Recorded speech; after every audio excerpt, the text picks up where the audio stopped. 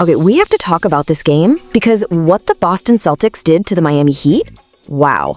It wasn't just a win. It was a complete first quarter annihilation, a 12-minute knockout blow that basically decided the game before anyone could even catch their breath. I'm going to walk you through one of the most insane offensive explosions you are ever going to see. I mean, seriously, think about that question. How do you win a 48-minute professional basketball game in the first 12 minutes? It sounds impossible, doesn't it? Well, the Celtics just provided a historic and brutally effective answer. So how did they do it? They did it with this number, 53.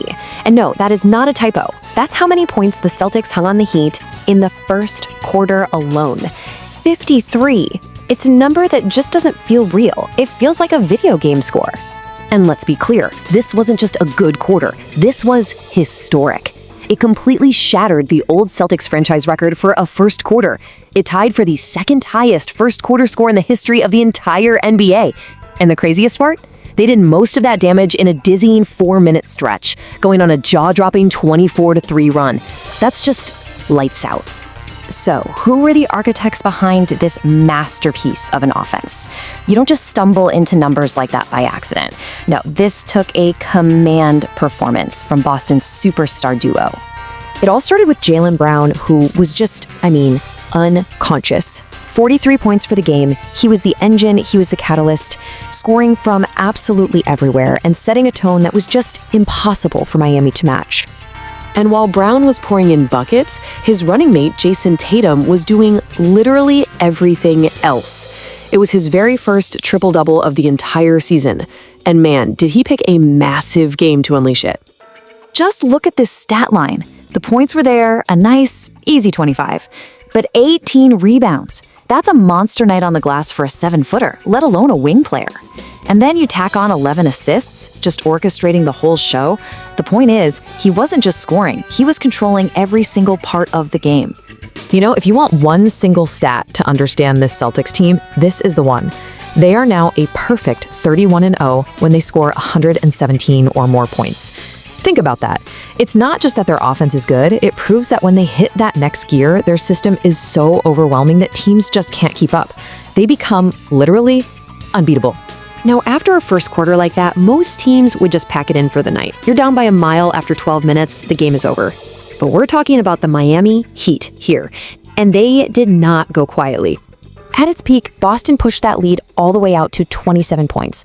But Miami just kept chipping away, kept clawing their way back. They put together this furious rally, and believe it or not, they cut that massive deficit all the way down to single digits, just 9 points in the fourth quarter. They absolutely refused to make it easy. And how in the world did they do it? From long range, 24. That's how many three-pointers the Miami Heat knocked down in this game. An absolutely incredible shooting display that kept them alive when they had no business being in it.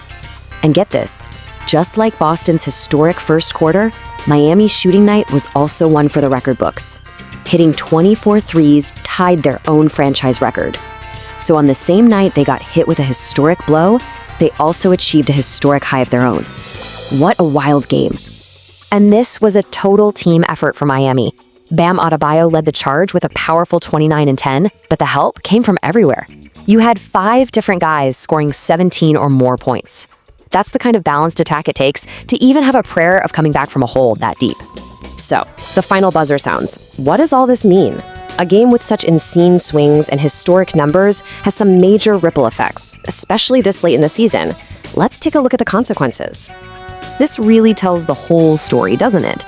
Boston built this massive 23-point lead by halftime, and even though Miami actually outscored them in the second half, the damage was already done. That first quarter blitz created a cushion so large that not even a franchise record shooting night could erase it. Okay, now let's check the standings, because this is why this matters so much. For Boston, this win helps them solidify that crucial number 2 seed in the East. But for Miami, yikes, look how tight that is. They are still stuck in that 10th spot, tangled in an absolute dogfight for those final play and tournament positions. Every single loss is just devastating.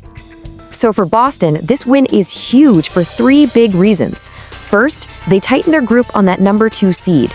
Second, they complete a perfect 4-0 season sweep of a tough rival. And third, it shows how resilient they are. They bounce back, now 10-1 in games right after a loss. This team just does not stay down.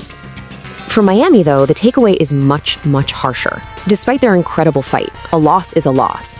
It keeps them in that precarious 10th spot with almost no margin for error as the regular season winds down. The pressure on them is just immense. And that brings us to the big question. When a team can drop 53 points in a single quarter, when they're literally undefeated once their offense hits a certain level, you have to ask, forget the standings for a moment. With this kind of firepower on full display, are the Boston Celtics the real team to beat in the East?